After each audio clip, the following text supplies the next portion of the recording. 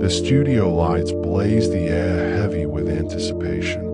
Millions of viewers leaned forward, bent their disbelief balanced on the edge of a thought, wondering if the unthinkable was about to occur.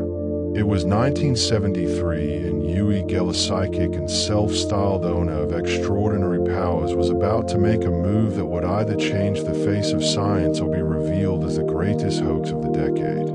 He appeared in front of them in the harsh glare of the cameras, holding in his fingers a simple metal spoon poised on the edge of disaster. The crowd was holding its breath, and with nothing more than a concentrated stare, the spoon started to warp. This was not a pre-taped insert or technologically advanced camera illusion. This was live TV. Spoons in living rooms around the nation were reportedly curled and bent simultaneously, as if Geller's mind had reached across the screen and nudged them. The phones in the TV studio began ringing with hysterical calls from viewers claiming their own knives had bent involuntarily on television. Scientists were perplexed. Skeptics were struggling to come up with explanations.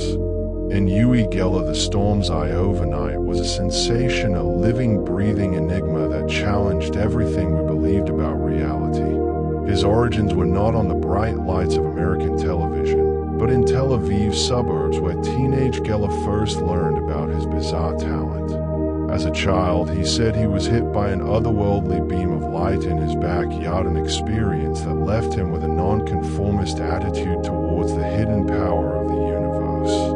By the time he was a teenager, he knew that he had the power to move metal things with his mind, fix watches that had been broken, and even sense what people were thinking. These weren't party tricks, these were things that he couldn't explain to anyone, even himself. Word of his talent spread, and Geller became a local and then a national phenomenon in Israel, performing for scientists and soldiers who experimented under tight conditions on him.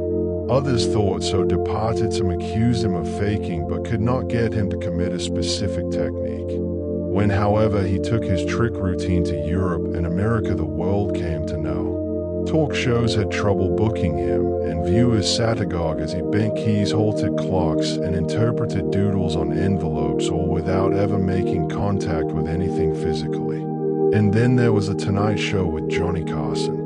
Other hosts set up Geller's demonstrations as a joke, but Carson was a well-known skeptic. He and his producer Freddie DeCordova were determined not to be tricked. They sought guidance from James Randi, a professional debunker and magician, who told them to bring their own spoons with them and avoid exposing them to Geller until the very end. If this was a trick, they would not give him a chance to manipulate the outcome. When Geller appeared on stage, he was presented with a spoon he had never touched before. The cameras focused in. He stroked his fingers across the metal, closed his eyes, and focused. A moment of nothing.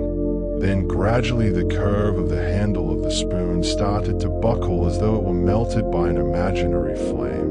The crowd gasped. Carson, normally expressionless, was dumbfounded.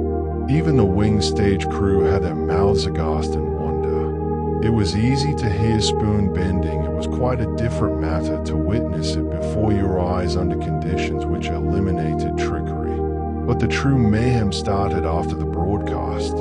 Newspapers ran headlines such as "Psychic Stuns Nation" and "Can Thoughts Really Bend Metal?" Scientists at the Stanford Research Institute invited Geller into their labs, subjecting him to a sequence of rigorously controlled experiments. In one experiment, he was seated in a screened room, and a metal ring was placed on a table in front of him. Cameras recorded as with no touching involved, the ring walked. Scientists who had spent their careers poo-pooing the paranormal were made to think twice.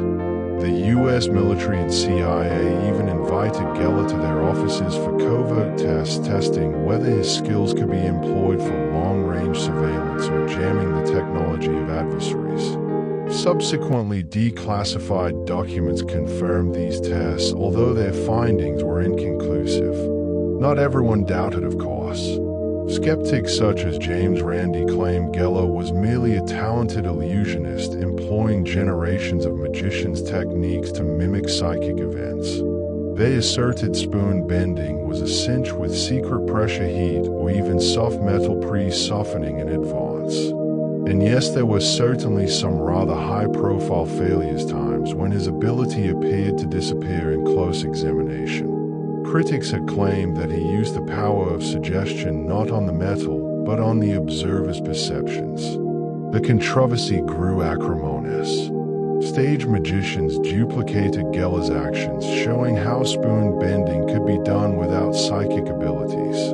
Geller's defenders in the scientific community were accused of having been cheated or worse, conscious participants in deceit.